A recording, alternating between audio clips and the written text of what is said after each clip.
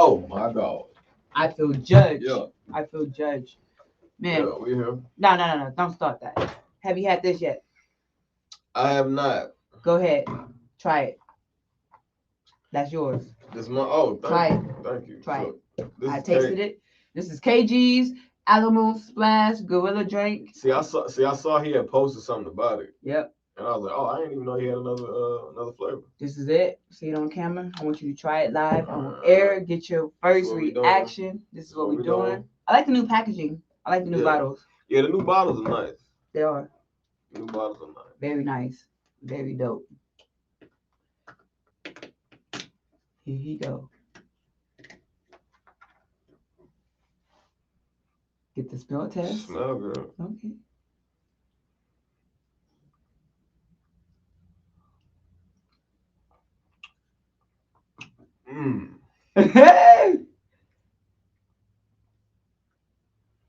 Wow. It's a little sweet, but it's a little fruity sweet compared to the. This is more compared to the. I like this one. Man. I like this one. So. I feel like this one is more like as far as the juices, because I like the blue dream. Yeah. And I like. This reminds me of candy. Yeah. Like it reminds of like a Jolly Rancher. Jolly Ranchers. There you go. I couldn't think of it. Yeah, it reminds me of a Jolly. I like this. I like this. Okay. Not the all and like let me clarify. I haven't had a bad flavor. I have not. I've had bad. I will second that. I have not. Everybody's drink. That tea is good. Stray Jacks. I don't know his flavor, but that was dope. Man, like you said, I haven't had a bad flavor. The blue is good. The lemonade is good. I'm gonna need Mr. Funny. Wow. I'm gonna need Mr. Funny Man, the Mac. Give me my lemonade. Yeah, we're gonna need them lemonades. Hey, I need my lemonade and Hypnotic the DJ. I'm mad that you ran out. I'm mad that you let my co-host buy all of them, the rest of them. You ran out that same day. I had hit him up. What for the tea? And he ran out. Who got it? No, he ran out. He sold them all. Oh. He ran out. I hit up Hypnotic the same day. No, I think it was the next day. It was the next day because you had hit him up the day of our photo shoot. Yeah, it was the next day. I was like, hey, but I had totally forgot. I want two.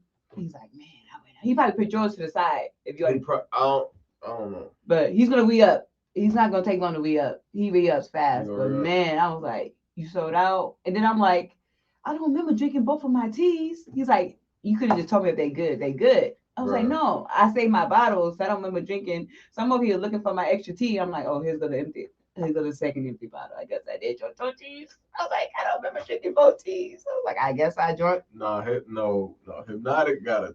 That tea is. I wonder that we have to like. Ours has to be on point. It has to be on point.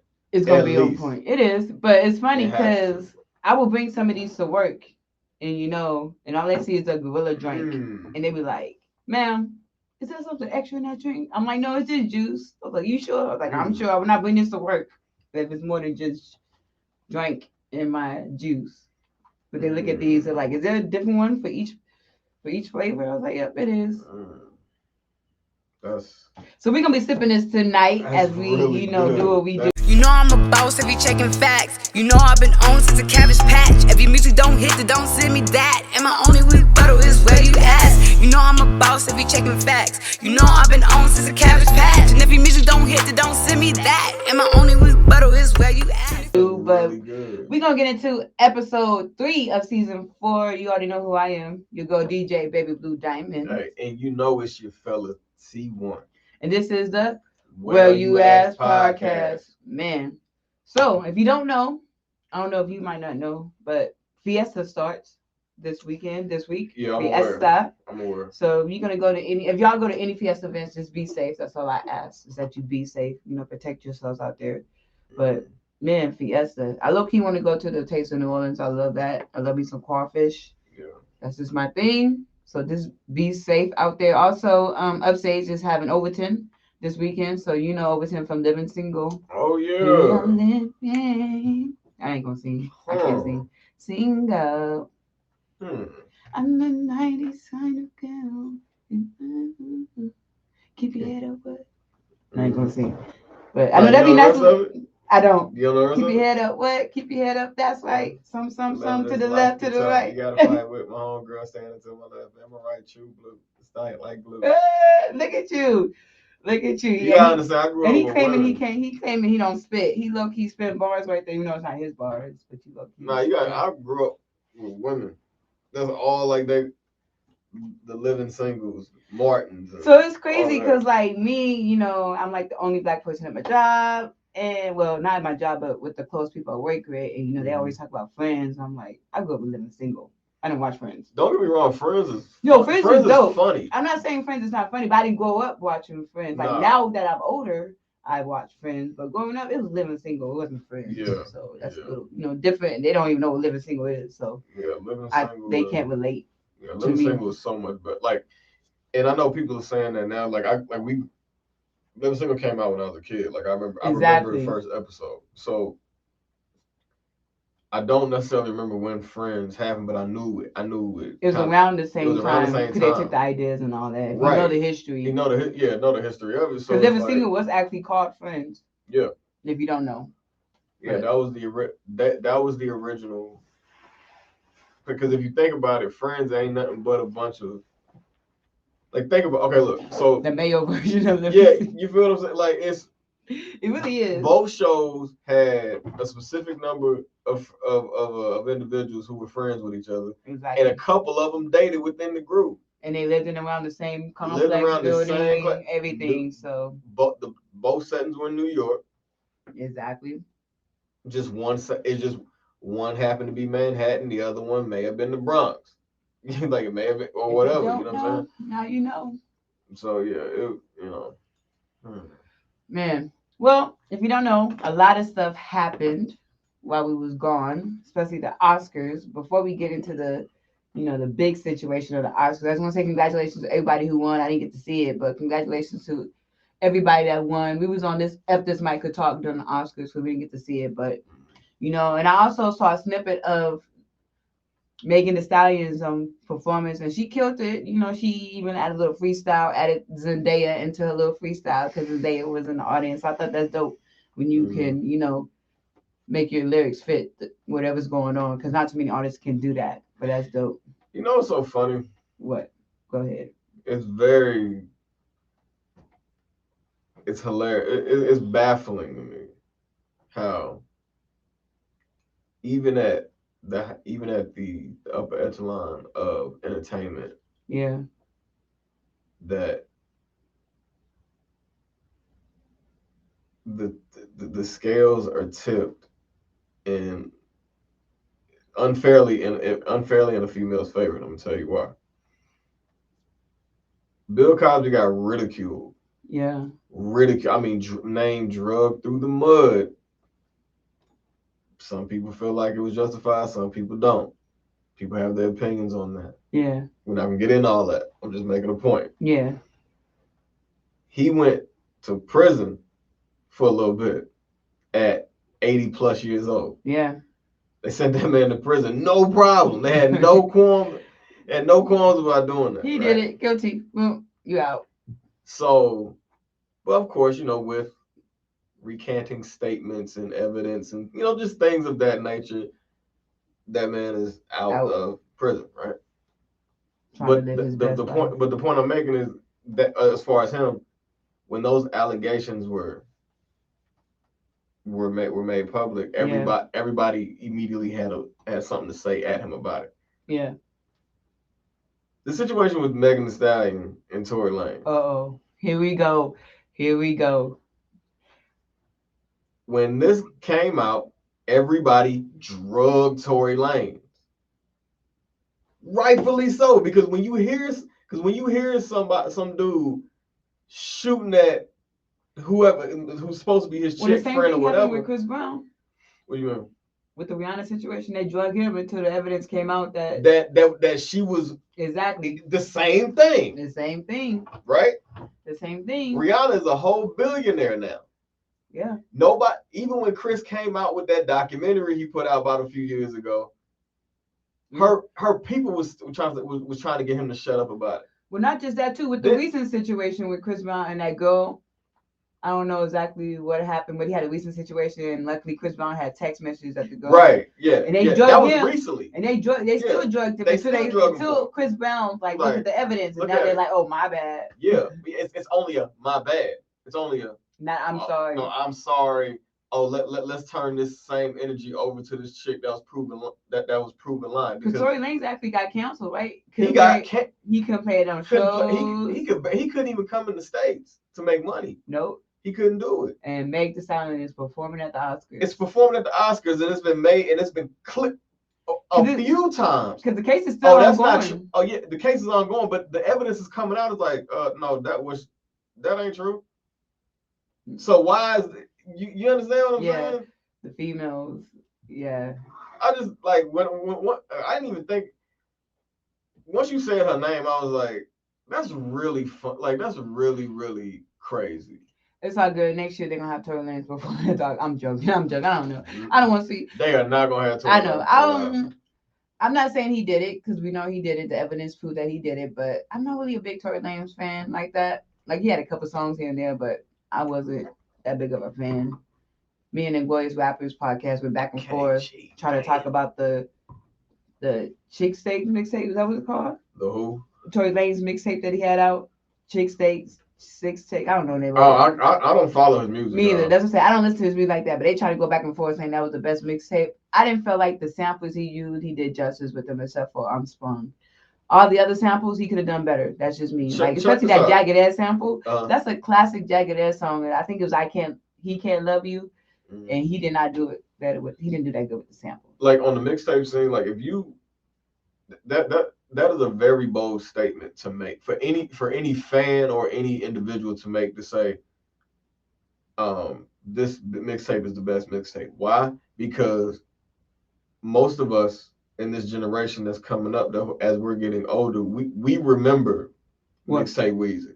Exactly. We was around for that. We was around for the drama mixtapes and all. No, they weren't saying that's the best all around. They were saying that was his best mixtape. Oh, his best. No, they were saying that was his best. No. I was like, they were saying that was his best mixtape. I was like, y'all got. I was like, nah. I like old Tory Lanez when he was first starting off, but artists when they first start off always sound the best before they get to the labels and mainstream. You talking about Tory before the hair transplant?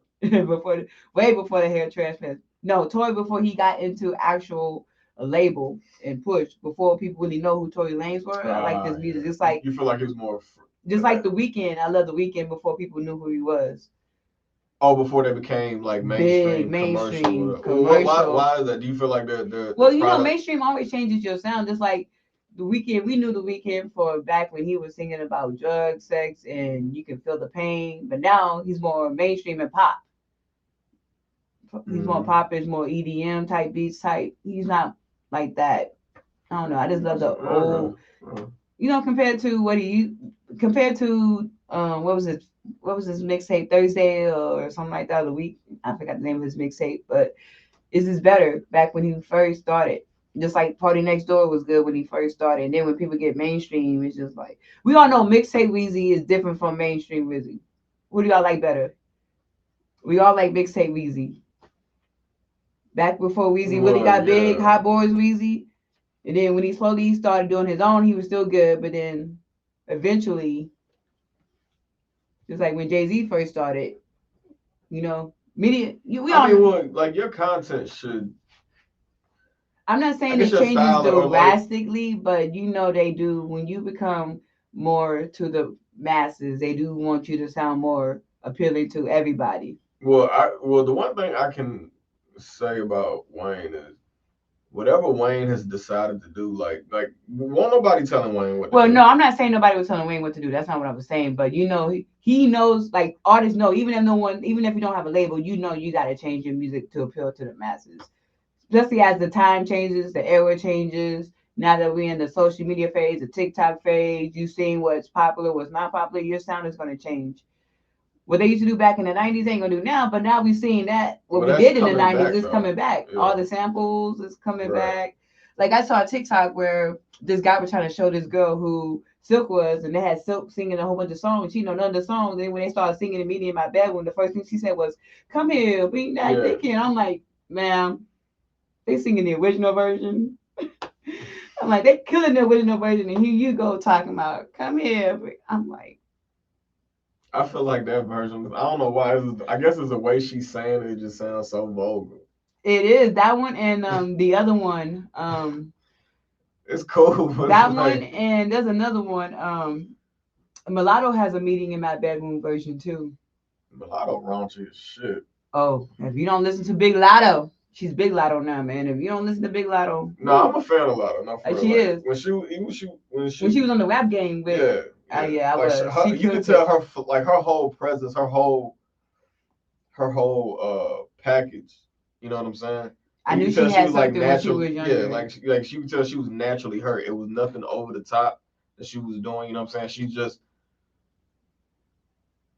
She always had bars. You feel what I'm saying? But I feel like as she got older and she was 15, 14, 15 years old. Yeah. Like, she's found herself. Do you feel feel what I'm like saying? And she's like playing, and I love it. I'm a big fan. It's I'm a like big she's fan like of all Lotto. version of Trina, No. minus the not as nasty as Trina. Cause Trina said No, Lotto nasty as shit. yeah, but Trina said stuff that was a little bit more a little weird. Like in that Baddest Trick song, she said if I had a chance to go back, or would I have a chance to be 10 again, if I had a chance to go back, I'd be fucking by the age I was 10. I was like, wait a minute, ma'am. Look, Look. I don't. Look, he's like, I ain't got no comment on that. Like, I don't really. No comment. Like, I don't hold Trina in any sort of category. Yeah. Like no, and like and on any sort of musical pedestal. Like I don't. Like I. No, I'm not saying she's like the best, but I'm saying she did her, Kim, and Foxy Brown were the females that started paved the way for the women to start talking nasty. Because anybody was talking nasty until they came out. No. Who else was talking nasty? Kim was no. Let's get it. No. Kim. Yeah, I'll say Kim and Foxy. And then you feel like because Trina didn't get as much exposure as Trina can't rap. There, I said it. What? Take a poll. Take a poll on it. We are. Man, we're gonna put that. We're gonna put that as a poll. Trina is not a lyricist. She's not a lyricist. That's what separates. Well, she's not a lyricist, but Trina has no balls. Like none. We know Trina from what? They call me and Slip Inside. Trina from the Baddest Trick. Like her, like we know her from what? Like we know her for Trick Daddy. That's about it. Yeah, but I mean, like she's done enough to where she's separated from just being affiliated with Trick. Like she's done her thing in the industry. Like no, let's not get it twisted. Yeah. I'm like because she's been successful, and she's still relevant like to this day. You know what I'm saying? That's true. I'm just saying for me, I don't feel like she is, and I've never heard anybody that say anything about Trina as, oh yeah, she's one of the dopest lyricists ever, or she spit bars and all of that. Like I don't. She may got that one song of the that here we go again or whatever. Like a lot of females. Oh, like that one and over that. Yeah, like but okay, but that song right there, that Move Over. That's the style we know Trina for. Exactly. That Freaknik style. It's not. It don't resonate everywhere. Not everybody is that's her lane. You feel what I'm saying? Like that's her lane, but we know Trina for shaking her ass, and that's just what it is. We don't. Like no. Okay. What's up? Shut up. But speaking of we had talked about the females and all that. But speaking of the Oscars, we all know what happened over the Oscars. If you don't know, you about to know. We know that Chris Rock said a joke that he did not write. Someone else wrote it, but he repeated the joke, and it offended Jada Pinkett Smith. And Will went up to the stage to defend his wife and gave Chris Rock a slap and told him, keep my wife's name off your mother mouth, Let him know that twice. He said it twice to, reiterate that he meant business. Now, your stance. We're not picking teams. I just want to know, do you feel like he was right at the moment? You feel like he wasn't? You feel like he should have cooled off? You know, this ain't the first time Chris Rock said jokes about Jada. He said it in another award show because Jada was boycotting. And he basically said that nobody was checking for her, like she wasn't invited. She boycotted the Oscars. Yeah, and they basically said that she wasn't invited. That's basically what Chris Rock was kind of hint at during the joke. Yeah. How I feel about that situation? The situation. So like I had an immediate reaction because we broke the news on another podcast on Sunday, so we didn't know exactly what. So days go by and things start to reveal themselves, and a lot of different pieces of information gets thrown out there and everything like that. And then comes the apologies and whether they're fake, whether they're real, things like that. I don't know. What I do know is a lot of people felt violated on Sunday.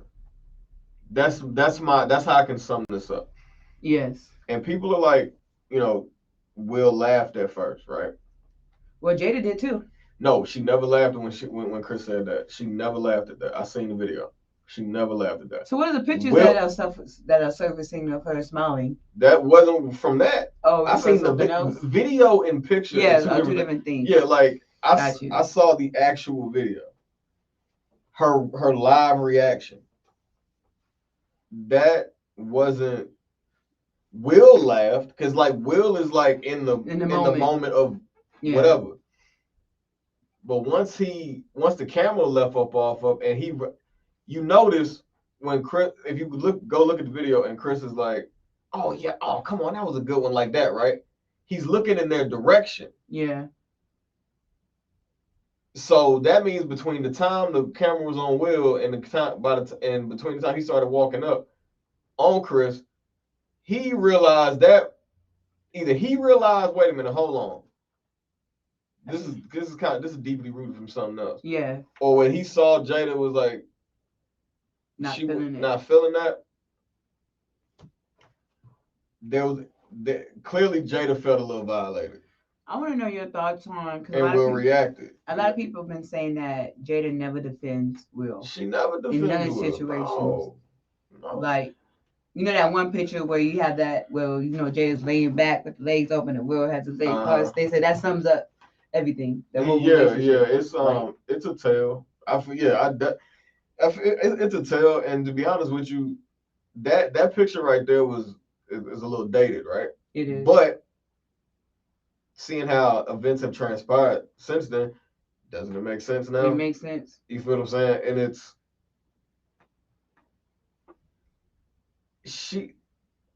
Will has been trying to prove himself to Jada since probably they got together. Since Tupac. After Tupac. Like, he has been in competition with a dead man. A dead man. Because she came out and said, every time we get it on, I think of Tupac. Like, as a man, how do you... that's wild. How do you be like, okay, you think of Tupac, I'm going to still hit it from the back? I mean, it's just that kills you inside as a man. Yeah, man, and it's crazy. But my thing is, let's say even if I had to think of another man to get it on, I wouldn't say it out loud.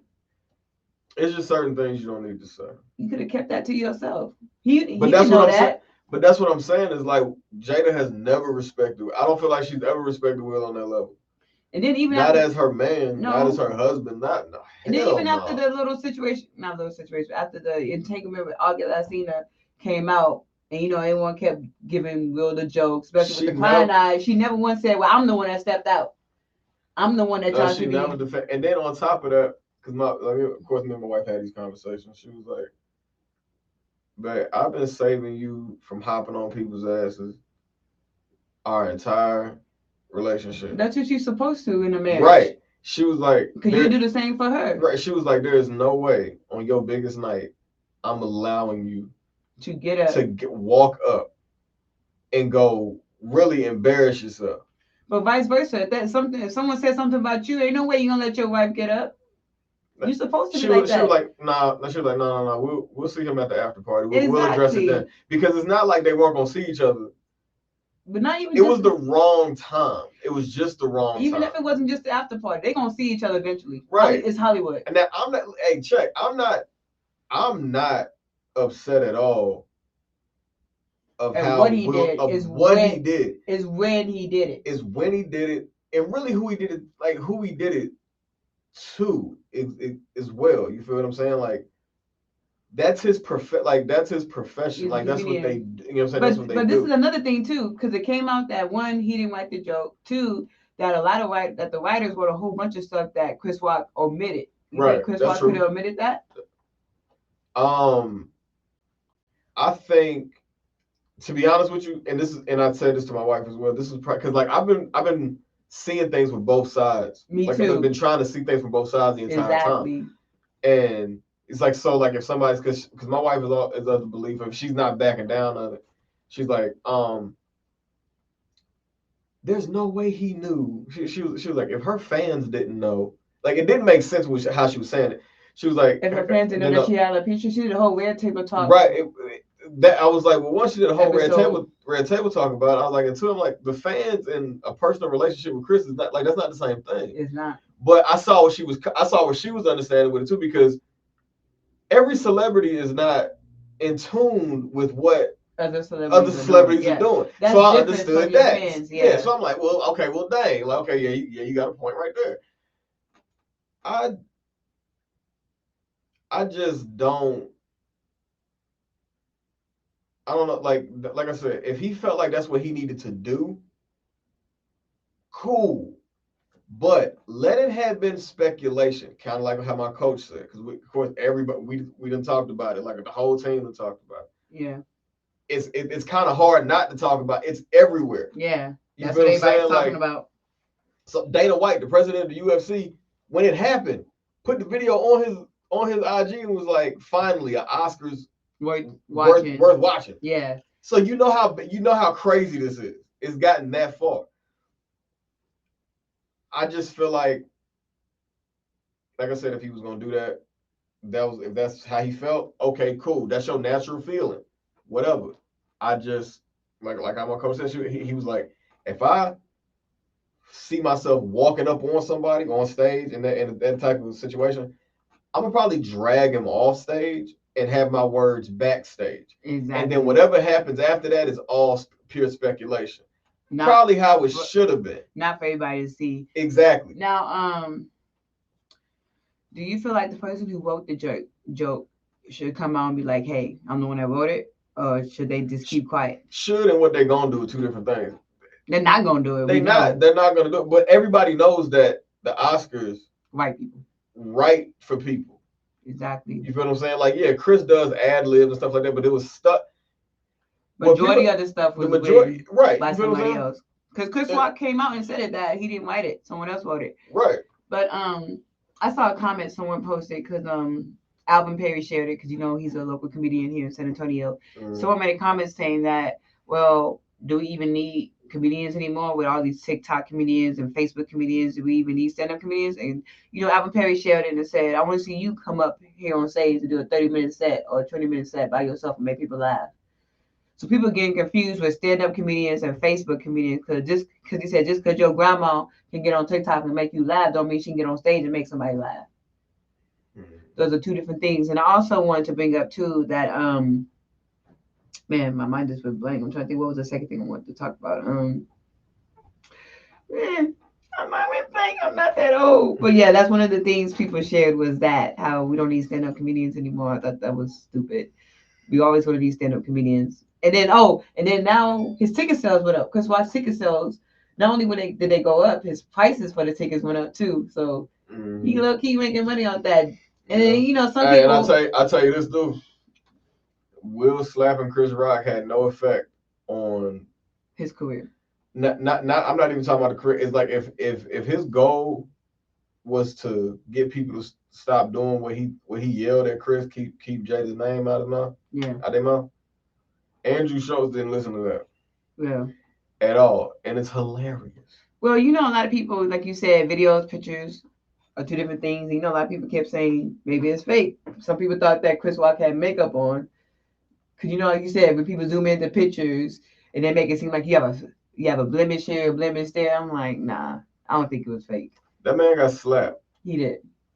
I don't think that was He got slapped. He got open hand slapped. When they thought that it was planned, because they thought that. So apparently, if you look at one of the pictures that are surfacing around, it makes it seem like he had some kind of fake nose. So when Will Smith smacked him, it made it seem like he was hurt, but it was like a fake nose and all that. But I don't think that's true. This is the this is the era of Photoshop and all these little geniuses. This is the era's skepticism. Everybody is like everybody's an investigator. Yeah, everybody's like, automatically signed up for the FBI. If you that good, go on to your local government. Go down to your local precinct. We need you. We need you to solve some unsolved murders that's out there. Yeah, you doing a lot of free work. You should be compensated for it. Thank you. That's what I'm saying. All these little some of the videos and stuff you see on TikTok, I'm like, how do y'all find this stuff? I would.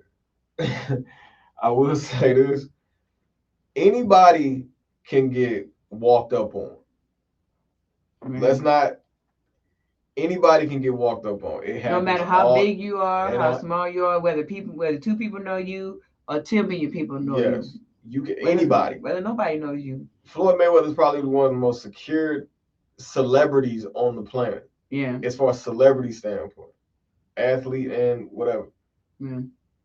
And he walks around with 6'6" to 6'7" height, average 350-pound dudes guarding him at all times when he's out in public. And T.I. was able to walk up on him at a Fat Burger and swing off and smack him in the head or punch him. So it was like, punch him in, or whatever the case behind Tiny, or like with them years back. So let's just. Anybody can get walked up on. Now, what's not gonna happen? I can't say you're not gonna walk up on me because you clearly walking up on me. What I do next? what I can guarantee you is you are not going to be able. If I'm anywhere, but especially on a stage like that where the world is watching, and you walk up there and violate me like that, you are then not. Will would have been able to Wild Wild West strut back to his seat like nothing happened, and then continue to cuss me out and scream at me. I'm sorry, but whatever happened, whatever I do to Will after that is purely self-defense. Mm-hmm. I was clearly provoked. That's quick. Do you feel like that has a lot to do with egos sometimes? Yeah. Oh, of course. That's what I'm saying. Will's ego has not been Will's ego throughout the years. Will has a huge ego. Will is very narcissistic. He's admitted that. Yeah. But the one person that's ego who builds you up and whose ego is bigger than yours is your wife. Because she constantly. You got a wife with a big ego, always subliminals and all of that to demasculate you. Man. Yeah, your ego, like Will's ego was clear, and he felt safe enough to do that. But because he's not doing that to nobody else. Now, I get it. When the kids are young, you stay in it for the kids. But all the kids are grown now. Why do you think he stays? Because when they did that Red Table Talk after with the open relationships, yeah, she was like, they're both like, hey, we ride together, we die together, bad marriage for life. Yeah, they are partners. They not splitting up. That's why they said in that Red Table Talk, like, hey, like you go to your corner, you go to your side of the house, I go to my side of the house, and whatever the case, like when they into it or whatever, like all that different type of shit. Come on, man. They not. To be honest with you, Will and Jada's marriage is a little strange. Probably think it might not be all that strange because a lot of people's marriages are probably like that. You know how many open marriages are out there? It's not strange as far as it's open because, like you said, a lot of people. I feel like it's strange because it's the way they talk about it. Because most people who talk about open relationships don't talk about it the way they do. Like, what do you mean? The way she's more like, it's more like they, because first they try to keep it a secret. And then when it came out, it's more like, well, we was broken up. She tried to make it, I feel like she sort of kind of put the blame on him. And then it came out they had an open relationship. Where most people with open relationships, they don't put the blame on each other. They just say, we have an open relationship. I feel like she was low key trying to put the blame on him, saying, "Well, we weren't together, remember? So that's why I did what I did." No, just say it. You have an open relationship. Don't be like, "Oh, because we wasn't together, or because you weren't doing this, I stepped out." No, you have an open relationship. That's what it is. Yeah, I really feel like they should have been did that. Cause y'all know what it is. I mean, exactly. Okay. I mean, you don't need to blame somebody saying you're the reason why I drink. No, we both had a discussion. We gonna drink. Like no, like it's stupid. Yeah. And then only that too. Once you said you had an open relationship, I feel like there was no needing to really explain yourself. I guess they wanted to explain themselves, but they really didn't need to. I honestly don't even feel like it's anybody's business. It's not, and I also I felt like this was we all know it was a publicity stunt for August. Because right as he did that, he released a couple songs. You know, Entanglement came out, and then other songs came out. So that's all it was. Is he even doing anything now? No, but you know, sometimes when people feel like they need their name back into the media, you know, they do publicity stunts. Like let's say, but that didn't really work for.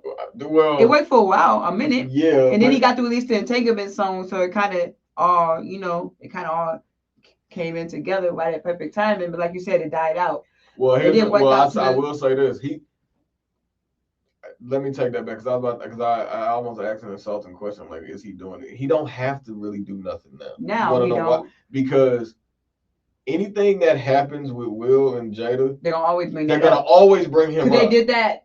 They say, why didn't Will slap him? But that's the first question. Why would they slap him? And that's what I said too. I was like, there was no point because people was like, oh yeah, man, Will Smith ain't give him that permission and all that. I'm like, whoa, time out. Why do you think he did? Because why do you think he didn't? Because if you feel like somebody that was a friend of your son's, comes in to your house, violates you like that, and nothing happens, you feel what I'm saying? Yeah. If I feel like if August was going to, if he put all that out there, he was going. If Will did check him like that, or it did get physical like that,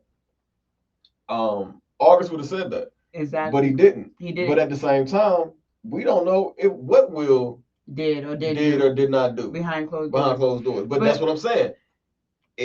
Whatever happened or didn't happen, it was behind closed doors years ago. And this is another thing I didn't understand. Just like the reason why I felt like part of it was a publicity stunt for all of them, even though Jada and Will don't need a publicity stunt. Because once August came out with what they did their real tape. They did this, the red table talk. Jada tried to blame Will for everything, what happened with the boo. I like the fact that once they said, "Oh yeah, we have open relationship," I'm like, why is Will crying about what happened? It's open relationship. That's what I didn't kind of get. On the red table talk. Now, if he was crying because of the way Jada went about, the way Jada was constantly going at him, yes. But if you crying because it's open relationship, then I'll be like, no, that's not. Clearly, they in an open relationship.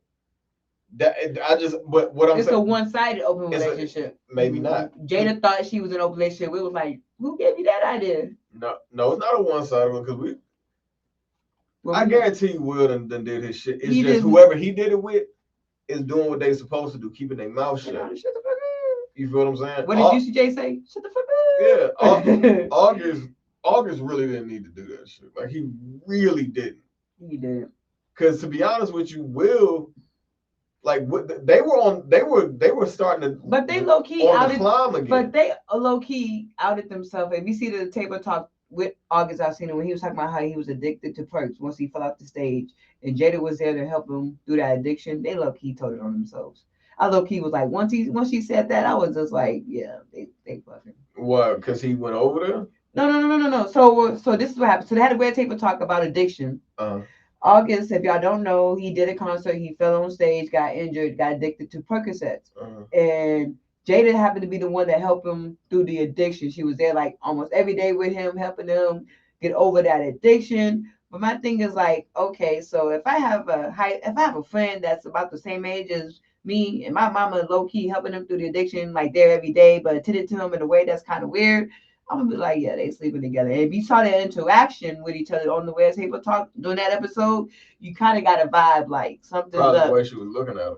The way they, not just the way they were looking at it, the way they interact, the way they giggle about certain incidents and stuff. Like, we laugh at it now that he was addicted, but it's not funny. Like the way they laughed at certain, you can just tell. And then like it just so happened, like maybe 2 weeks later, it comes out that maybe 2-3 weeks later, it comes out that he does the story about them having the entanglement. I was like, okay.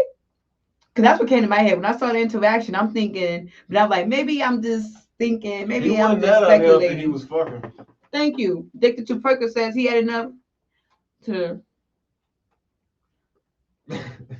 Man, I don't know. Yeah, that's. That whole thing is. It's. Definition of it. That shit weird. Well, I just want to say thank you to August, Will, and Jada for your little entanglement. That's why I have Chop Tanglement out on Audio Max. If you are a fan of school music, I got a mixtape called Chop Tanglement. I actually do. It has a picture of Jada and August on the cover. So go ahead and check that out. It has a couple of songs that get you into situations like "You're contagious. Touch me, baby." That's a Chop Tanglement right there. Of course, it has Entanglement by August and there's some other songs. So you can go ahead and check that out. Have to go ahead and capitalize on that little moment. So if you know some songs that gonna get you into some situations, that might be the mixtape for you. But our next topic, which I'm happy you brought this up because this is dear to me, which is removing people, and I just feel like it's time for me to remove my coworkers. I really do. Luckily, after this year, I'm trying to get a different position. Like even if it's at the same school, 'cause I like the school, I just don't like the close people that I work with. And yeah, removing them is just. So I'm gonna tell you about an incident. So it was last week on a Friday. It was a teacher work week, no teacher work day, no kids, just the teachers working and all that. Right. And one of my coworkers told my supervisor, was joking with her about how she's mean to some of the kids and call them names and stuff. And the coworker and the supervisor, like, I'm not that mean to the kids like that. And the girl's like, but you always mean to House. And she goes, I'm only mean to House because I do it out of love. So I'm like, so you're admitting that you mean to me all the time and doing stuff to me. So that got to me one. And then this week, it was actually, I want to say yesterday, we was coming back from our classes or whatever. And she had told everyone else, hey, we're going to ignore House for like a while. I'm just like, really? All this? I'm like, every time you want to prank, I get it. We prank each other, but we prank each other. It's not this one person constantly pranking one person. Every time they prank people, it's always me. Every time they want to like take my phone and hide it somewhere, it's always me. It's never like other coworkers. And I'm just like, we are too old to be mean girls. We are too old for that. You said, what's the dynamic? What's the demographic of your coworkers? You should already know. I'm the only African American. They're all Hispanic. But not only are they all Hispanic, so my supervisor's mom and one of our coworkers' mom are about to get married, and they live together, so they're about to be stepsisters. Right. Another one of our coworkers is the best friend of my supervisor, and her sister happens to work there. So they have two sisters working together. Do you have a new girl? She's not really with the. The new girl is not with the drama. She's not with the bullying, and the sister, one of the sisters, is not with the drama and the bullying. But the stepsister, the supervisor, and her best friend. But the best friend is not really with the bullying, but she co-signs it. Like she's not the one to initiate it, but she won't tell her to stop. She wanted to, like she saw it, like she admitted, hey, you always mean the House. And when she said, oh, I do it out of love, she never said, well, you need to stop. She just laughed it off. So. Yeah, it's probably time you remove yourself from that. Yeah, and usually I'm a strong person, but that day when they decided to like ignore me, which only two people did it, but it didn't even last long. They couldn't ignore me. But when that night actually went home and cried, and I'm a strong person, I was just like, I can't take this. Like, this is stupid. Dang, for real? Yes, I did because it's still a fact. I'm trying to cry, but Because it's not like a one thing. It's like a everyday thing that they do something. And I'm just like, out of all people, why me? Like, what did I do? And I'm like, maybe it's because I'm black. That's I'm wondering if that's what it is. But I'm like, really?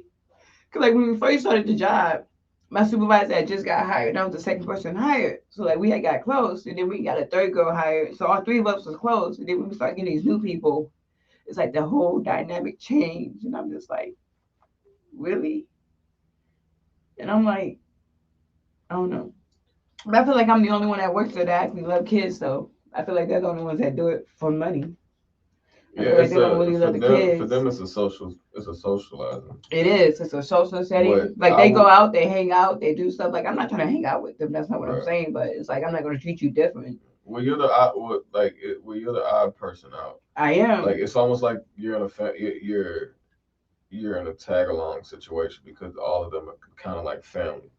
They are. What I will say to you is this: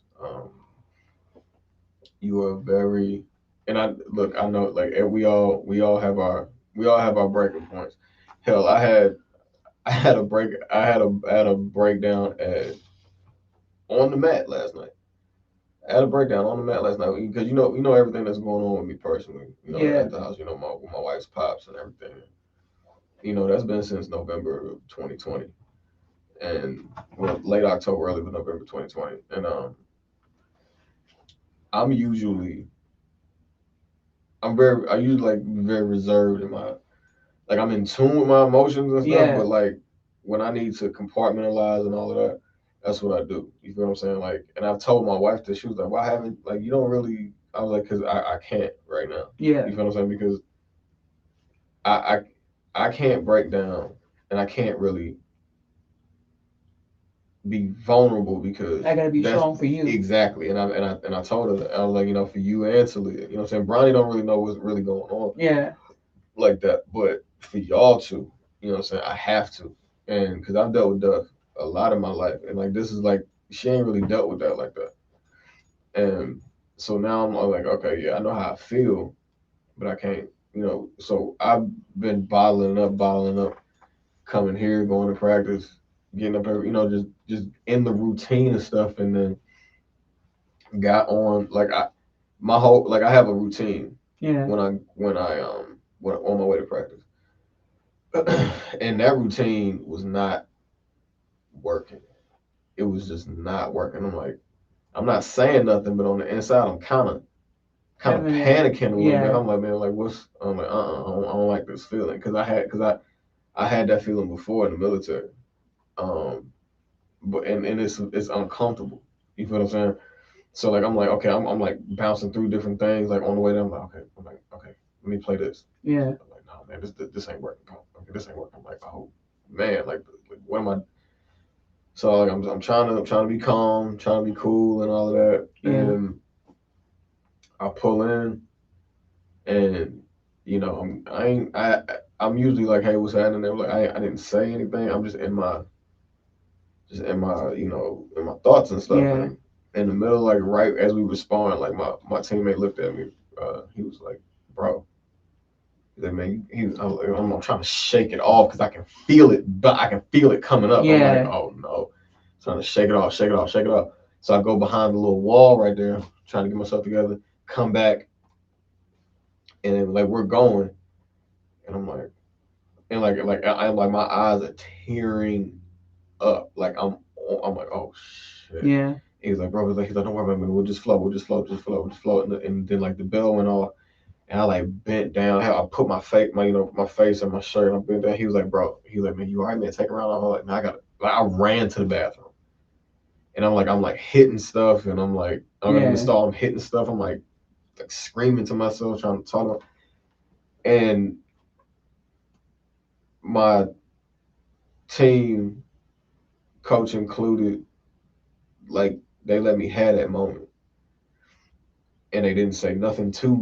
They didn't make, because like we give each other shit. You know what I'm saying? Like all the time, but that we can do that. You know what I'm saying? Like we talk cash. But y'all close enough to know when it's a personal moment and when it's like a funny moment. So, but like I've been in athletics like all my life. Yeah. I've never been a part of a team. This is me. Like this is like I'm the same person who in the 8th grade I had sprung on 8th grade I had sprung both my ankles coming down from a rebound. Somebody was standing up under me. Woo.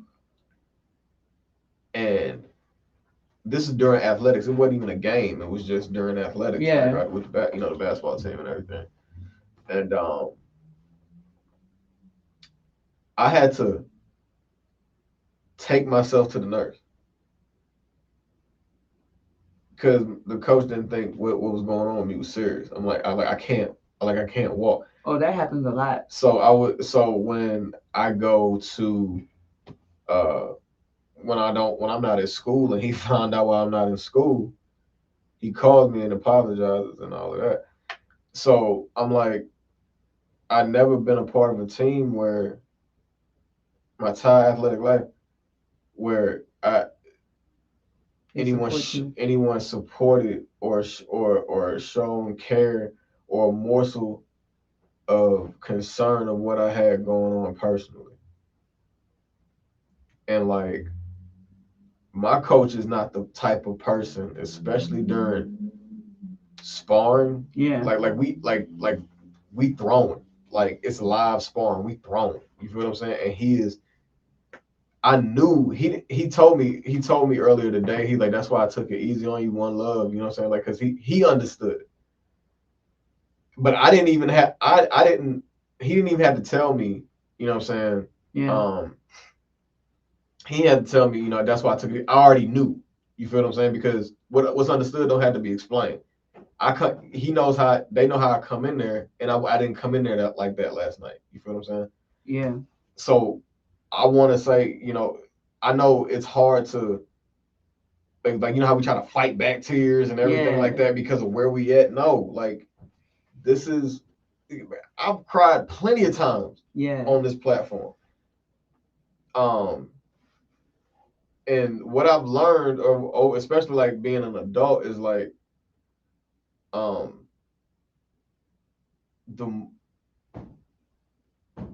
to just let yourself feel just feel how you're feeling. Yeah. You feel what I'm saying? So if you feel like what you're trying to suppress is bothering you to the point where it's making you want have that's a natural reaction you have.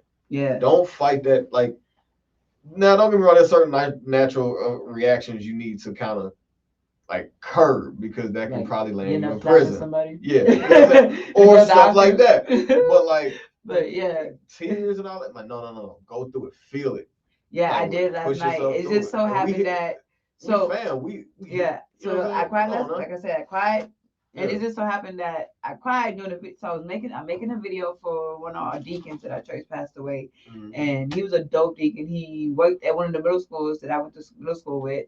He taught my oldest sister, all the way up to my youngest sister, my oldest brother, doing Sunday school at church. If you go to church, you all know about Sunday school. Like he's very relatable. Like he's a dope person. And I just so happened to make a slideshow for the family. So as I'm going through the pictures, I'm already emotional about the death. Right. And then I'm thinking about what happened at work. And I'm just breaking down as Grateful by Hezekiah Walker is playing in the background. Right, I'm like, really?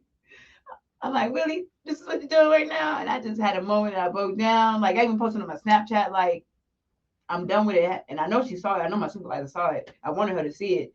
So, but she didn't say nothing to me. But you get this, it's just like the dynamics is very different. I'm just like I have two people that I'm cool with. Yeah, fuck them, man. I have two that I'm cool with, but the two I'm cool with are saying like, as a supervisor come back next year, I'm not coming back. Like they see it too. They feel it. Like they don't go along with it.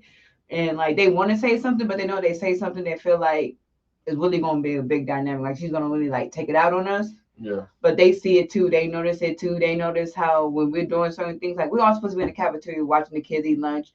Her and her little crew, what they do, they leave, walk around the school for like 3-4 lunches. I'm like, where you at? You're supposed to be working. Like they all know this stuff. And it's like, as soon as one of us leave just to go to the restroom, it's like, where you at? Where you been at? One of us take off work, we get like 10 billion questions. Like when I had the flu, they screenshot the video, the promo video I did for you guys talking about you not really sick. I'm like, why would I make up having the flu? You saw my doctor's note. Yeah. Why would I make up being off for a week? That's my personal days. That's my sick days, and I'm taking off. Why would I make that You up? ain't even the type of person to want to Make not it work. sick? Exactly. Why would I need like money. if you can't, Cause those if are you feel days like you physically can't get out of bed, you physically can't get out of bed. exactly. Just, those are that's days I what don't I get know that paid about for. you. I don't get paid for those days. Right. I need money. I'm not balling. I'm not a billionaire. I need all my days. I need all my money. Like so. No, but like, don't let Yeah, don't let that would nobody be steal your just. don't let nobody steal your joy. Like I know it's easier said than done, but like those people they don't matter. You know what I'm saying? Because at the end of the day, that's probably all they got going on. You got Well, plenty of yeah, shit cause they going going through on. a lot, and I know they going through a lot. But my supervisor's just getting. She's not even been married for like a year, 2 years, and she's going through a divorce with her husband. Her stepsister is very like she monitors her boyfriend's every move to the point that she has a track on his phone. He has a track on her phone. So every time he leaves, moves, do something, she's tracking it. Every time he's talking every time he's moving around the house, she's watching it on the Ring camera. I'm like, that's toxic. Y'all need help. That's toxic. And like I said, the best friend is just there, just going along with it. Like you can tell she wants to say something too, but she's like, if I say something, then she won't be my friend no more. And I'm like, you just trying to get in to fit in, like, man. But yeah, I just had a moment. I broke down. So hopefully it changes for the end of the school year. It's almost over. We have till June 2nd. So I'm hoping we shall see. But yeah, it's just whew, There was not the same. there was something else that jumped off. Jumping off. But you talked about having people on a pedestal, and it's crazy because I briefly glanced at it right now and I thought it said from podcast. Because if you don't know, so like I said, you need to tune into that Glorious Rappers episode. B Ken talked about how before he did After This Mic Could Talk, he started off with another podcast. It was two Hispanic males and him. Because him and B Ken actually went to middle school together, which I didn't know. So once I found that out, I texted him. I said, I went to the same middle school. He's like, yeah, that's why you A1. I thought that was funny. Okay. But yeah, so they knew each other since middle school. And then when they got to high school, B Ken's mom was like, nah, you ain't going to Judson. Because Judson was like the ghetto hood school. So his mom didn't want to go there. So they kind of separated. But then they rekindled after high school. They found each other again. Not rekindled, that sounds weird. But they found they found their friendship again, whatever you want to call it, back after high school.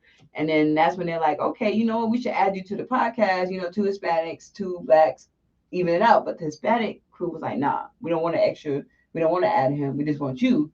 B. Ken wasn't feeling it. And B. Ken really like, D. Jones. I mean, D. Jones really like B. Ken's dynamic and all that. Mm-hmm. So he said he actually wrote a formal letter to them and said, hey, I'm leaving the podcast, starting my own. And that's how they started After This Mic Could Talk. That's awesome. So I was like, man, we moving podcasters. So I was like, who we moving podcasters? That's what I thought it said. I just glanced at it. I just saw the P. And I was like, so that's why you got to go listen to that episode. Right. Okay. Just listen to it. It's dope. I'll definitely check it out for sure. And their sound effects, man, if you think After This Mic Could Talk sound effects are funny, their sound effects are funny too. They are very hilarious. But yeah, we do need to take people out of pedestals because like a lot of people saying we all looked up to Will. Mm-hmm. Will was the poster child for black people.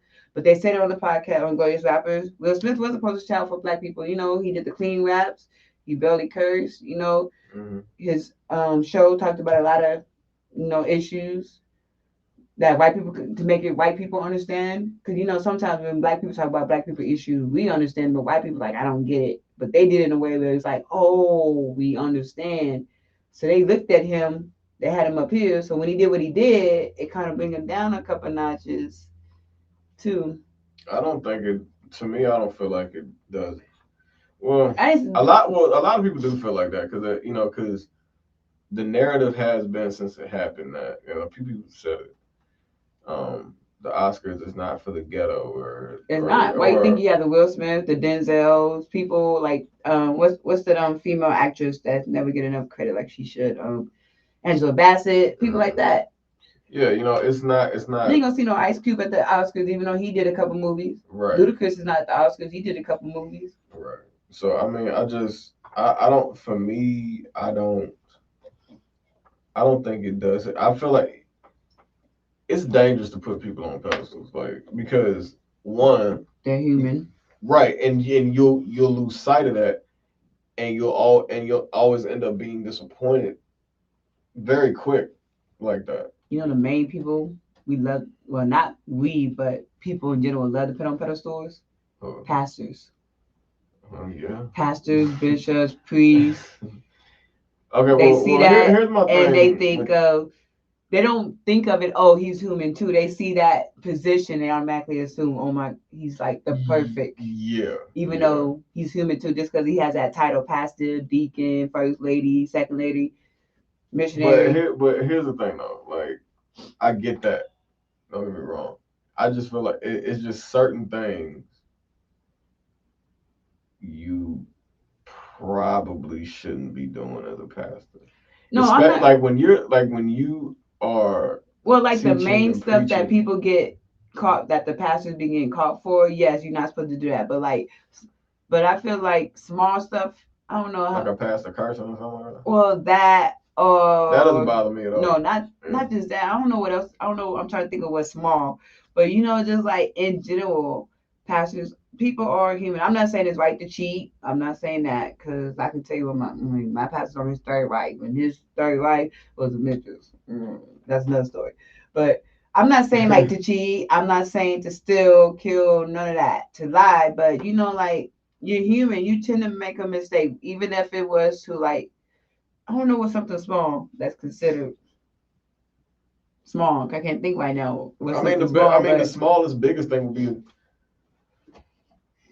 pastor cursing. I mean, like, to be honest, yeah, I mean, that's the smallest thing I can think of. Yeah, something like that. It's like, okay, they're human. You can't just, like, they're not perfect. No one's gonna be perfect. But yeah, all that other stuff. But they always say you're supposed to worship God, not man. You go to church, you get the word of God. Yes, you're hoping that the person who's giving you the word of God, you know, is following the book himself or herself. But sometimes it just doesn't happen that way. But I do like it when people do, when pastors or priests or whoever they are, do realize they're wrong and correct it, instead of just keep going with it, saying, no, I'm not wrong for what I did. Because there's some pastors who feel like they're not wrong. Yeah, but then they'll have the support of the congregation. They don't necessarily have. They don't have to say anything. Like, True. I've seen it firsthand. I've seen it firsthand. It's not.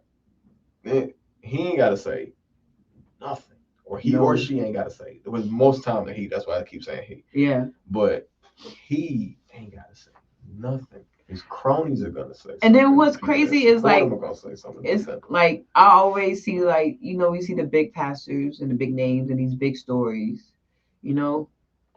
And then I always say, you know what, I've never seen that happen firsthand. I guess it only happens to, like, the big names. That's what I'm thinking in my head. But then when I actually see it in, like, my local, not my physical local church, but the other churches that we visit, I'm like, man, it does happen to the small time pastors too. I'm just thinking it's only the people with money.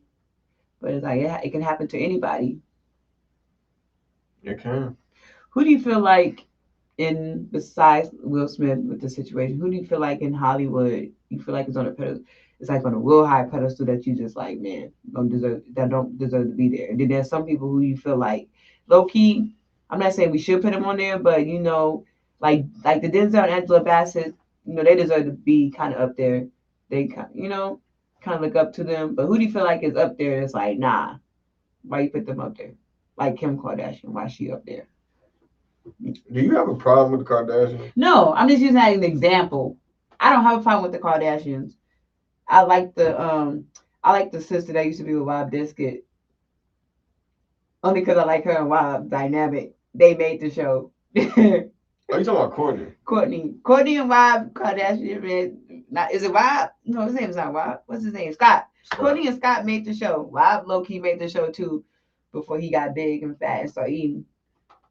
But they low-key, them three low-key made the show if you watched it in the first days. No, I don't have nothing with the Kardashians. I'm just using that as an example. Yeah, Scott was obnoxious. He was obnoxious. He was real obnoxious. But he say whatever's on his mind. I was using that as an example. Yeah. I'm not saying somebody that I don't know. I don't really keep up with it like that to have an opinion. Cause like anybody that I don't put them on. I put them on pedals. I put them on pedestal. I put people on pedestals where, like, according to what they do, not like who they pedestal are. As in we worship them. Pedestal as in like, okay, they good actors, actresses. They should be up ball there. player, whatever. Like that makes sense. Like you should be on that. You feel what I'm saying? Because like LeBron James should be up there. What's a basketball player? You'd be like, his skill ain't up there yet, but y'all keep hyping him up. The Balls. I'm putting them up there. I'm sorry. Only because I don't like their daddy. I do have something against the Balls' dad, not the Balls. I have nothing against LeVar Ball. I have nothing. And it's not him as a dad. It's him. If you haven't seen their Facebook show, I just don't like them outside of basketball. Not doing basketball. What has he done that you don't like? It's just the way he's just very. His presentation. I guess you could say that, and the way he's just very. See that right? See. I'm glad you said that. So, and this is the narrative that this has been the argument since. It seems to be there can be no in between when it comes to black fathers. They're either getting talked about because they're not there, or talked about because people feel like they're doing too much. No, I don't feel like. When they're trying to push, when they're passionate about what they feel like their kids can become. That's the part I love about him. So that's what I said. I love the basketball part. I love the way he pushes his kids. I don't like I guess you could supposed to say the discipline part. Like, yes, we all discipline our kids like what in different ways. What did he do? But like, okay, so for instance, we all. We watch it religiously. What are you talking about? You do watch it religiously? Yeah. That's true. So I don't like the fact. Okay, so we all know the youngest one, right? Mm-hmm. I feel like he's harder on the older two than he is on the youngest one. I feel like he's a little bit more lenient on the youngest one than the oldest one. Let me talk to you. This is coming from someone who has kids. Go ahead. Because I don't have kids, so I don't know how it is. Well, one, the oldest, the most of the expectation is going to come from the oldest. Of course, yes, because that's the first because born. he's the guinea pig. Yeah. You know what I'm saying? Like, no matter how old they get, you know what I'm saying, they got up until they got to, to all of them becoming men. Yeah. The older brother is always the example. True. Always. When it comes to school, if that's what they're doing, hey, you better make sure that you got two little brothers looking at you. Yeah. Because when dad ain't available, they look to big brother. Yeah. So that's not unrealistic. That happens everywhere. Yeah. You feel what I'm saying? Like, it happens to older sisters, older brother, older cousins, if you got them. You feel what I'm saying? Yes. Like, it don't matter. Yeah. You know what I'm saying? So that's that. The discipline, that I've seen that pretty even across the board. But I've also seen his approach with each one is not the same. Not like, well, because each child is different. Yeah, to a point, right? Yeah. Like, it's the same when he feels like he really needs to get a point across. Yeah. But he does approach them differently. Like, he'll talk. He talks to all of them like men, because that's what they're growing into. That's what they were growing into. Yeah. But with Mello, the youngest boy, it ain't too much he's going to have to say to Mello individually, because he's already said it to the other two loudly. It's just like the military. When I was in BMT, the yelling is not because the MTIs, man, I had to understand that. Yeah. It's not because the MTI is upset. He may be. You know what I'm saying? Like, he may be, but it doesn't necessarily mean that. It's because he asked us that one day. He was like, "Why do you think we MTIs like we yell?" And we were all like, "Because you pissed off." He was like, "Yeah, not necessarily. It's because we say it loud enough to where we don't have to repeat it again, because all of you heard it.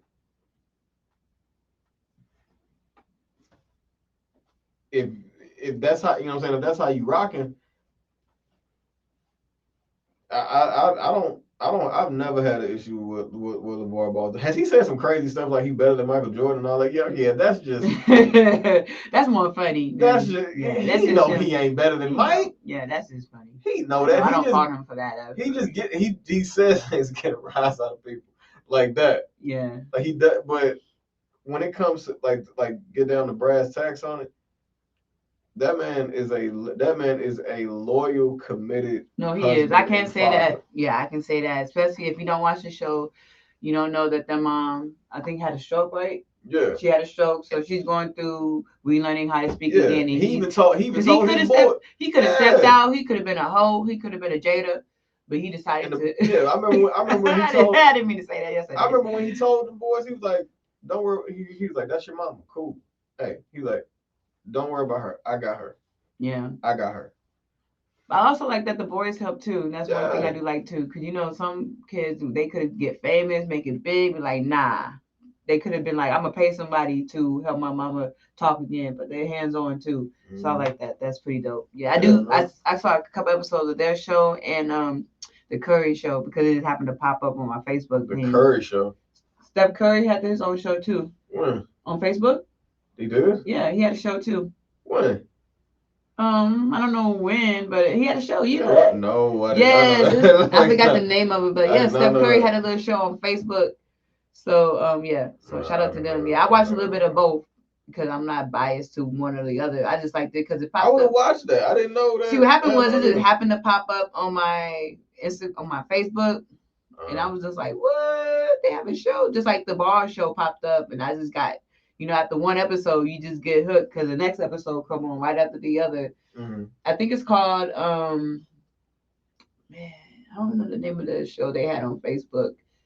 But yeah, they had a show on Facebook and it just talked about his life, his family, and I like the show. I like that it showed the dynamics between him and his brother because you never know the dynamics between family members when they're all in the NBA or you have to play against them. So I thought that was dope. I love the game when the Curry brothers traded jerseys and played. Yeah. And I also like the fact too, like, mom would have one jersey on, dad would have the other, and then they're switched. Like as a parent, I always wonder, like, if my son or daughter was in a sport, me and my husband would do rock, paper, scissors for who's gonna play for what jersey. That'd be kind of dope. I'll make it fun, or whoever makes this basket.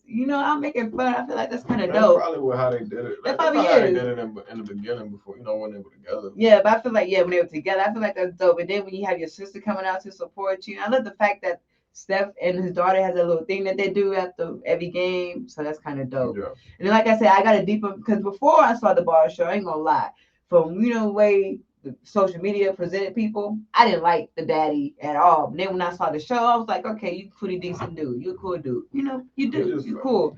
Because social media in real life is different. He believes in what he believes in. That's what I'm saying. But the show shows that part. But social media won't show that part. Right. They just show, like you said, the part of him saying he's better than Michael Jackson. They just show parts like that. Right. But then when you see the show and actually how he is, I like that. But we're gonna change it to something a little more. I want to say more. How do I put this? A little bit more serious. Not that the topics wasn't serious, they were, but this is a little more serious. You have kids, I work with kids, and man, kids and guns is something crazy. Yeah. Now, as someone being in the military, because I talked about this, I used to date somebody in the military, and we talked about this. Like, if we were to have kids, I always said I do not want a gun in the house, but he's like, I'm ex-military, I sell guns, like. We might have one or two, and I was just adamant, like, I don't want it in the house. I don't want, like, our child. Yeah, I know there's ways to, like, now that I'm older, I don't have that same values. But back then, I was like, I don't want it. That was, like, one of our big differences. But I want to know your thoughts, because you have kids, and I know you probably have a gun or two being military. I don't know if you do, but just let me know about that. And do you talk to your daughter about gun safety and all that? Let us know how that works. I don't know. Yeah, we talk. Yeah, I talked to her. I talked to her about gun safety. She knows that guns are not a game. Does she know where it's at your house, or no? You haven't. You don't.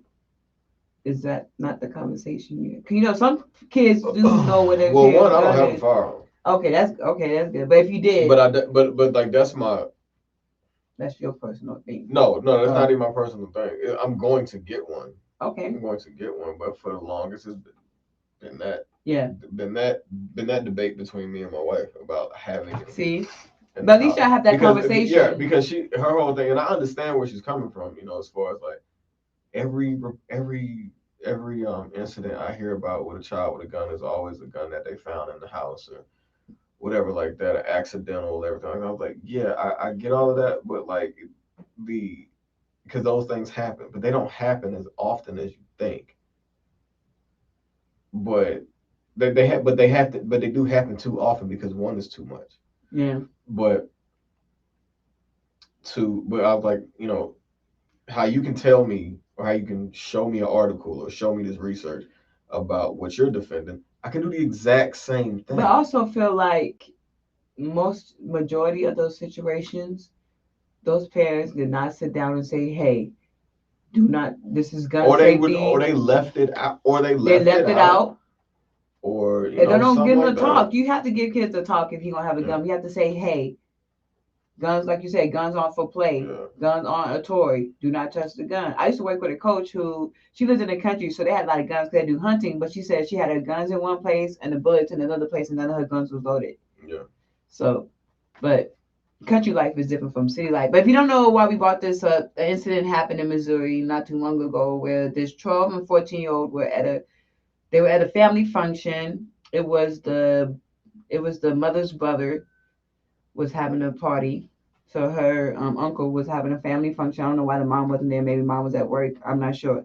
But they had a family function. The people at the party knew the kids was playing with the gun upstairs because if you go find the full video, because what I sent y'all was the snippet, but the full video shows someone yelling, "Better not be shooting no guns." So they knew they had the gun playing with it. So they went live playing with the gun. It was loaded. The gun goes off, kills the boy, headshot to the boy.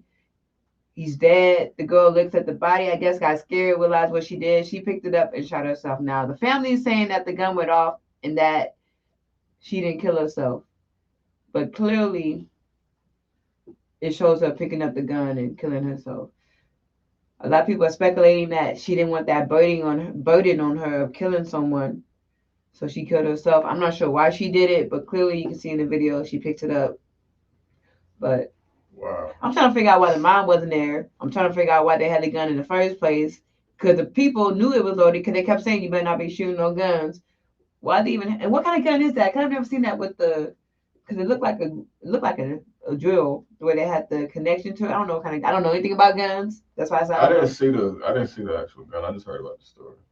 So, if you watching this on YouTube, I will insert the video so you can see what the video looks like and what kind of gun it is. So if you know, you can comment, but I don't know what kind of gun it is, but I don't know if you can see it, but I ain't gonna play the audio, but. Oh my, I didn't want to see that. Oh. I didn't want to see that at all. I did not know that. My bad. I was not trying to show you that. I was trying to show you that for the gun, not for that. Yeah, you could have just I didn't. My bad. I did not know that. I didn't mean to put that image in your head. I know that's very horrific, but if y'all do know what kind of gun that is, let us know because I do not know. But I don't know why. But it's not just with kids. I didn't mean to put that image in your head. I apologize.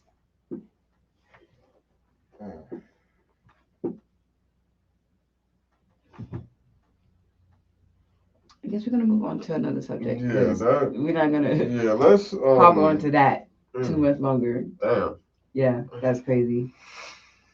That is crazy. But this is the third episode of season 4. We missing D. D's not here. He had to go back to work, but he was with us for. I guess he was here for a week, but we at least had him for 2 days. Well, 3 days, not had him, but he was with us for 3 days for the photo shoot, the podcast, and then F This Mic Could Talk. Shout out to F This Mic Could Talk. We finally got to honor Caldrick Dow. Finally, he was supposed to get honored at our live podcasting event, but he couldn't make it because of conflict in schedules. But he made it to F This Mic Could Talk. We got to honor him. He did the statue, the MLK representation statue that's here on the east side. So go ahead and check that out if you have not seen it. It's right there in the beginning entrance of the park. That's from what I've told. People always see it when they drive by. So go ahead and check that out. Shout out to him for doing big things because we need a lot of black representation here in the city, especially since majority of the city is Hispanic and we don't get a lot of us represented. So make sure you go ahead. If you have not supported the Gorilla Drink Company, go ahead and support them. Support the Gorilla Drink. There's a lot of flavors out there, and I think Travis found one of his new flavors right now. It's Alamo Splash, very dope. Now I feel like Alamo Splash is the type of drink that you can make a nice little slushy with it compared to the other drinks. Second, I said this drink will make a good slush, like a good snow cone flavor compared to the other drinks. Yeah, for sure. Like if you're an adult, if you want to make an adult slush, like an adult daiquiri, you can. But I feel like this would be dope for the kids. Add ice, put in the blender. That's what I feel about this flavor. Other flavors are dope too. I'm not saying that, but I'm saying this would be good as an icy compared to the other flavors, if that makes sense. If it don't, then you're not with it. You can find these at Exotic Munchies, right? You been to that store? Tell me about that store. That's where I've been getting all my if I can't get to this side of town, I'll just go 15 minutes down the street and go and get them. They're Exotic Munchies. I keep them. If you want to open up another location, close to where I live, feel free. So I can get me some too. Feel free. And shout out to Crew Fresh. You can go ahead and get our mask, not Mac. What's a Mac? You can get our mask at the Crew Fresh store. That's also where At This Mic Talk does their podcast. So go there, check out our mask. We have red ones, white ones, and black ones, $10 each. We're gonna have some other stuff in that store too coming soon. So just make sure you follow us, our podcast, Where You Ask Podcast. But before we go, one more thing I want to talk about. I know you saw the comment that the troll left on our Instagram. And if you go to his page, not only is it private, he has one follower. He's only following one person. I couldn't leave a comment to his comment, and I couldn't leave him a message. I left him a message, but he won't receive it because when you go private, you can't get message requests. But I said, now I'm going to tell you what I wrote in the inbox in case you don't know, because I didn't know what to say. So I just acted at the spur of the moment. I was just like, thank you for tuning in, but you left a comment, though, because you did tune into the video. And the video was us promoting us being on another podcast. It wasn't even like a decent video for him to comment on. Hey, we on our way, man. That's how I look at it. We are. I've been like literally. This is. I'm like, out of all the videos you could have commented on, it was that one. This is literally the first time I've ever been a part of something, and then I got a negative comment on a social media platform. Hey, seriously, we have our first official hater or not, and I love it. I love it. We got at least one that we know of, and that's beautiful. Thank y'all. That we are doing something correct. I'm gonna tell you when I got my making first some one. of you upset. I love it. So if y'all don't know, I talk about a lot. I have another station, U3. I play the underground, music, the indie music, however you want to call it. Some people like underground. They just like to call it indie. And so I had made a post saying thank you to so many followers on my post. But I don't think I did it for just Instagram. I think I did for Instagram, YouTube, Facebook, because I'm not the type to follow that stuff. With our podcast is different. But with all my other stuff, I'm not the type to sit there and be like, oh, let me check how many followers I have. I just happened to look up and see how many followers I had one day. And I was like, let me just make a little thank you post. I don't know if I can find it. And someone happened to make a comment that I'm just like, sir, really? I don't even know who you are. Why are we even commenting? What gives you the right to comment on something? That's when I had my first hater. I was like, dang, I didn't know haters exist like that. The haters just out the woodworks. Yeah, I can't find it. I'm not gonna see and look for it. But I think the comment was like, oh, but you're not there yet, or you still have a long way to go. I'm like, I'm thinking in my head, what's your definition of a long way to go? Because 1,000 might be where I wanted to hit, and that was it. Or 100 might be where I wanted to hit. Who gives people the right to say, oh, you have a long way to go? Seriously, dude? I'm all the way forward. I'm like, I have a long way to go. I should have been a long way to go where? what, to my bedroom, to what, to the top, to the bottom, what, like, yeah, this is it. So I had put, yeah, how many followers I had on all the social media platforms, and someone had the nerve to say, "Oh, it's a slow start, but you'll pick up." That's what they said. It's a slow start, but you will pick up. I had 1,800 followers on Facebook, 1,600 on Instagram, 300. It was 300 subscribers on YouTube and 800 followers on Twitter. And they had said it's a slow start, but you'll pick up. I was like, what? So see, that's what I'm saying. I'm like, a slow start to where? That's what, like, I'm like, you don't even know my goal was just to get 800, and I met my goal. A slow start, but you would pick up. I was like, dude, I'm already taking off. They doing their job. Let them keep doing their job. Yeah. Well, if you must know, since that post, sir, I'm at almost 2,000 followers on Instagram since that post. Slow start. Well, I picked up. Just letting you know. But shout out to everyone who supports the Way You Ask podcast. We do this because we love you guys. We don't do this without you. I want to shout out Inglorious Rappers. Go ahead and check them out. Man, they have a dope platform. At this Mike Talk have a dope platform. Radioactive podcast. Chris's podcast, the one with the beard oil. You know the name of his? Not the top of my head. Not the top of my head, but we'll get it and let y'all know. Make sure you go ahead and tune into Eric's podcast, Alamo. I think it's called the Alamo something. They do a lot of politic stuff. And if you don't know, every Wednesday, 10 p.m. Eastern time, Overtime Hustling, Winging It. Tune into Winging It. I know they're gonna talk about the Will Smith situation and other stuff, and you do not want to miss it, man. They are dope. They will keep you laughing and having a good time. And you already know who I am. I'm your girl. I guess according to Travis, I'm DJ Big BBD or something like that, or BB Big D or Lil D, or I don't know.